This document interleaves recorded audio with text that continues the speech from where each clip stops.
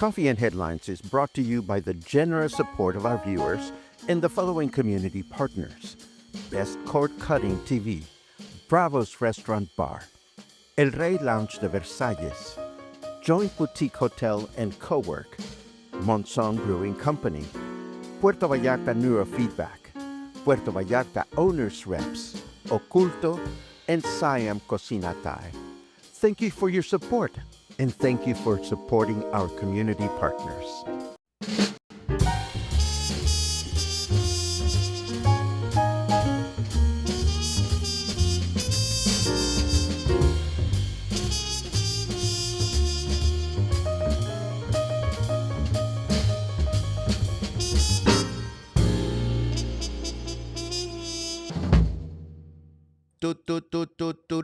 Oh my God, we left Hands-On Vallarta on.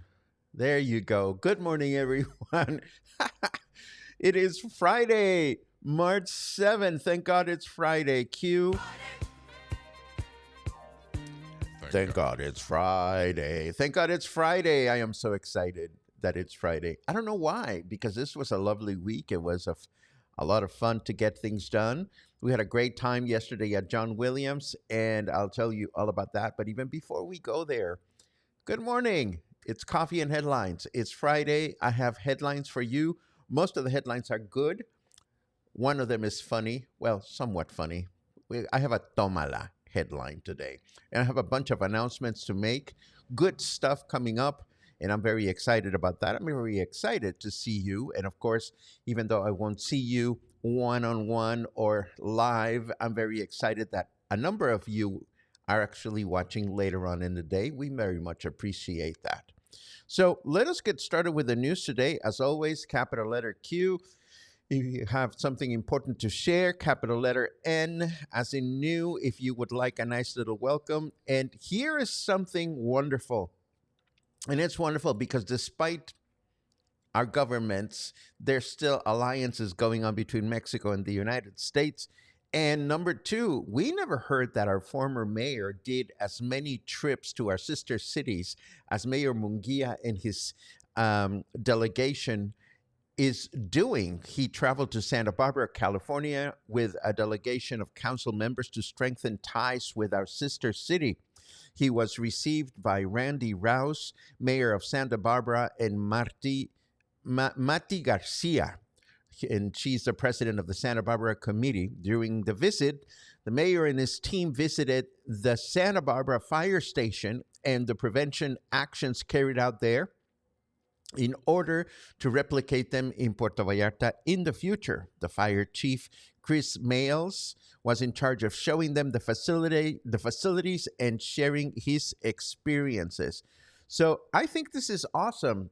You know, it's still early in his government, but we never heard anything about the previous mayor, heaven forbid, going to a place where he had to speak English. So I think it is a good thing.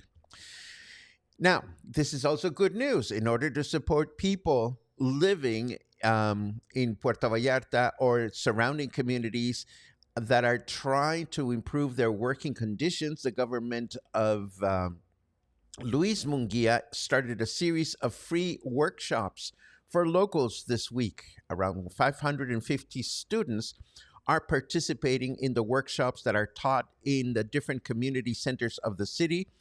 The workshops last 50 hours, spread over 6 weeks, and they include a certification and all the necessary supplies for the practices. Among the workshops offered are dog grooming, basic pastry, massage, nail application, barbering, and bakery. So it's good to learn that the local government is empowering people to get busy. I love that. And in her morning press conference, President Claudia Sheinbaum stated that Mexico was treated with respect during a telephone call with Donald Trump, which later resulted in the suspension of 25% tariffs on Mexican products. At the National Palace, President Sheinbaum assured that this agreement benefits both nations. Had the neighboring country continued with the 25% tariffs, however, her government would have had to respond in the same way in an assembly that was agreed for to take place in the Zócalo, and which will now be a festival. So this is also good news. And last but not least, a few days ago, I told you about the woman that was bragging on social media about how her dog had killed an ocelot at her home. And of course, the ocelot is an endangered species. So she was potentially in deep doo-doo with Mexico's Profepa, or the Attorney's Office for the Environment. But whereas it was initially thought that the incident happened on Mexican soil, now it seems that this lovely lady lives in Texas, where this species is even more endangered. So if this is the case, she may be facing a fine of as much as 50,000 US dollars, and all I can say is tómala. Don't be bragging about things you shouldn't be bragging on social media. It's not a good idea. And now we go to our weather and we see, oh, Jesus ziplining Christ. It's overcast. Well, whatever. It is 22 degrees out there right now. Humidity is at 60%, and our weather forecast for today says that we're going to have indeed overcast skies throughout the day with a high of 27 and a low of 16. Then tomorrow we can expect clear skies throughout the day with a high of 27 and a low of 16. And then Sunday, we can expect clear skies throughout the day with a high of 26 and a low of 15.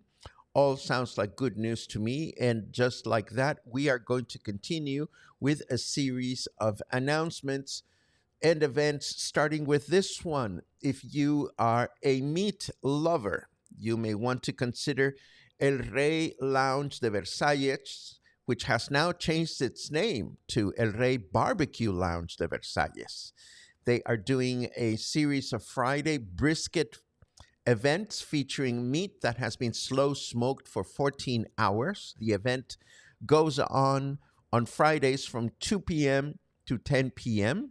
And this is happening for the foreseeable future. So maybe not today, maybe next Friday. If you are in the mood, then El Rey Lounge might be a good choice for you to pursue.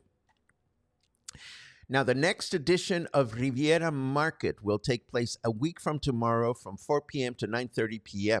This is the market that takes place on the Pitillal Riverside Walkway and features local entrepreneurs.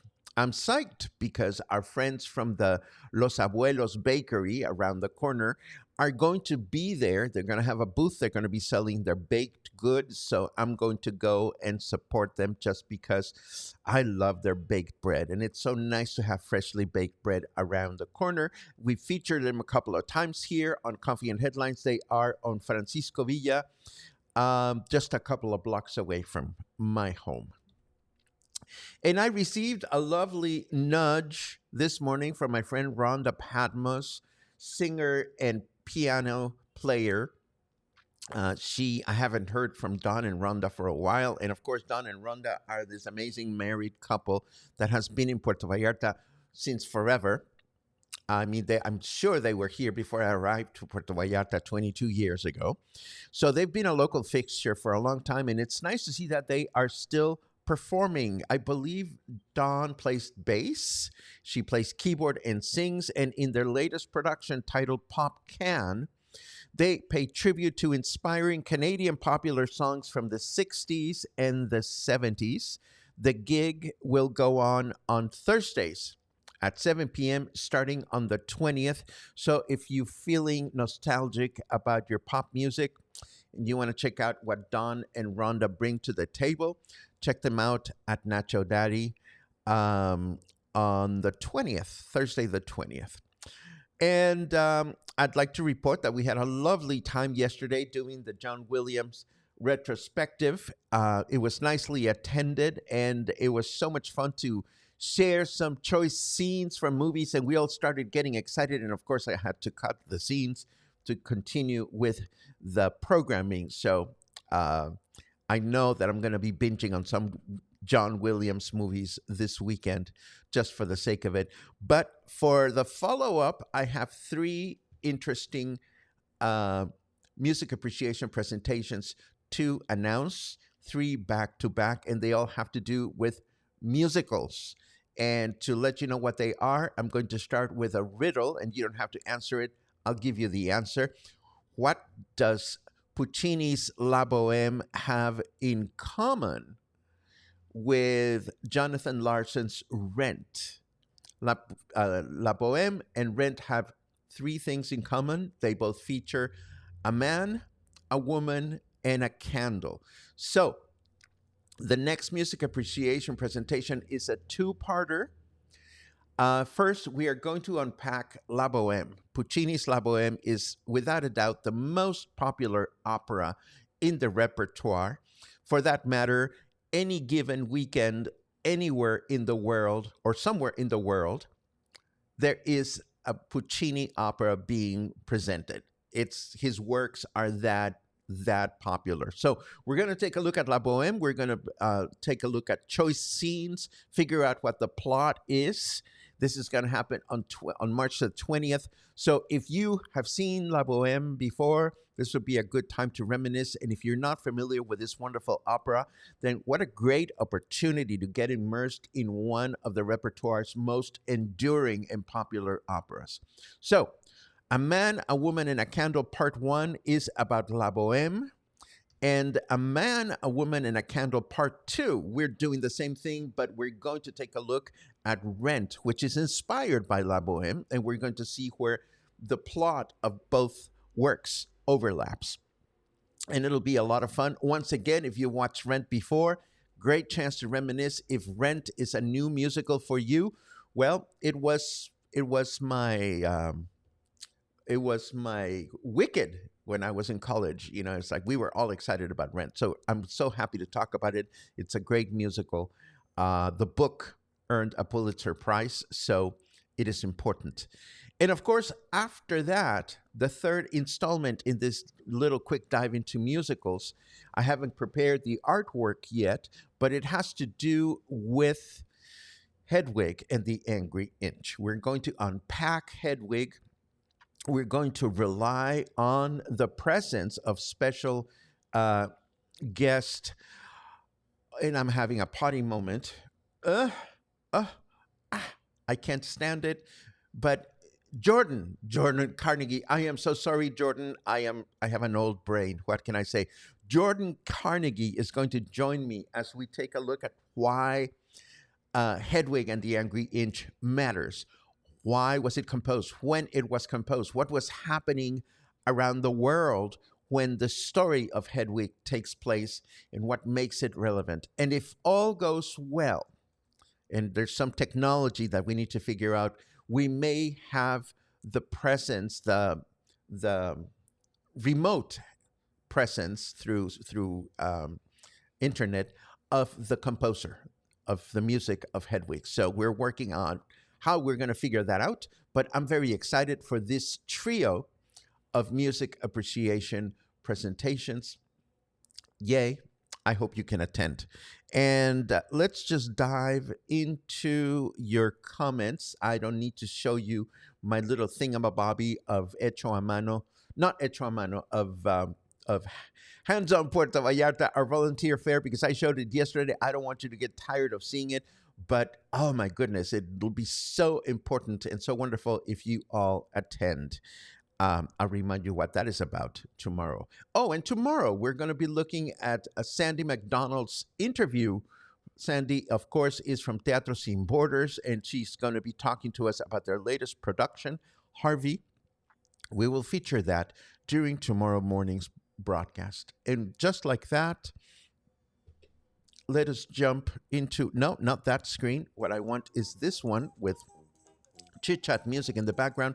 Let's see what you are all up to this morning. And I see lots of good mornings, which I appreciate very, very much.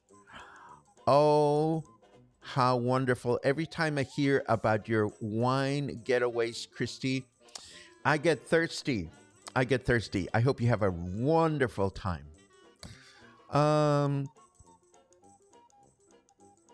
Happy Friday to me. Well, happy Friday to you, Luke. Thank you very much for the nice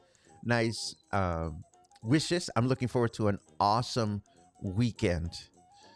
Let's see what else. Gotta love our new presidenta. Oh, Mark, you have no idea. We love what she's doing.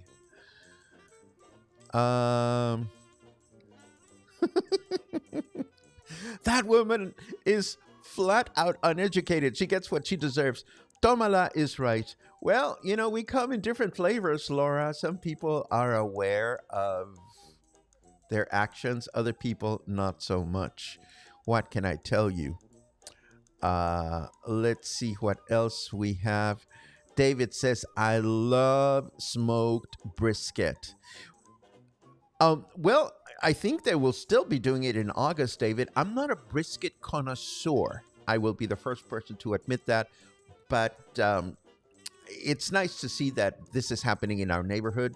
I am very curious to spend more time at El Rey Lounge in the coming weeks just to, get my feet wet and my appetite going. And what I can appreciate about our friends at El Rey Barbecue Lounge is that they're very, very committed with their projects. So if they're now doing brisket, I'm going to imagine that it is absolutely wonderful. Let's see what else we have. I wonder how close to correct the Puerto Vallarta weather forecasts are. Harold, sometimes I wonder, sometimes I don't. Sometimes they get it right, sometimes they don't.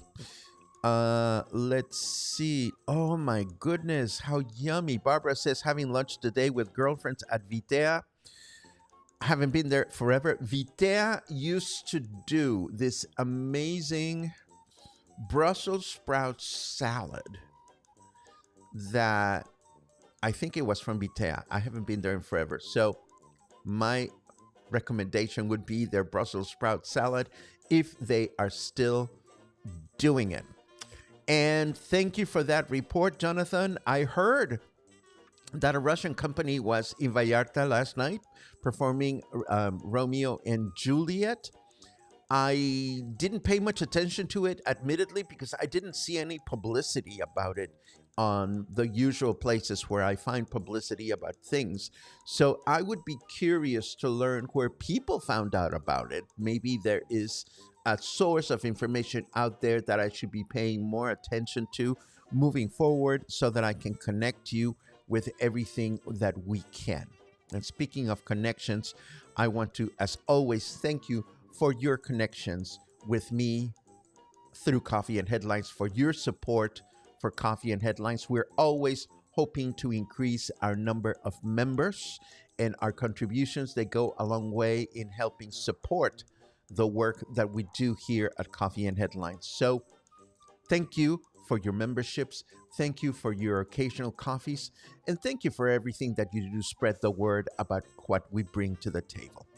Have a great weekend. I will, of course, be back tomorrow morning for more Coffee and Headlines. So between now and then, have an awesome day, and I'll see you again tomorrow morning. Take care.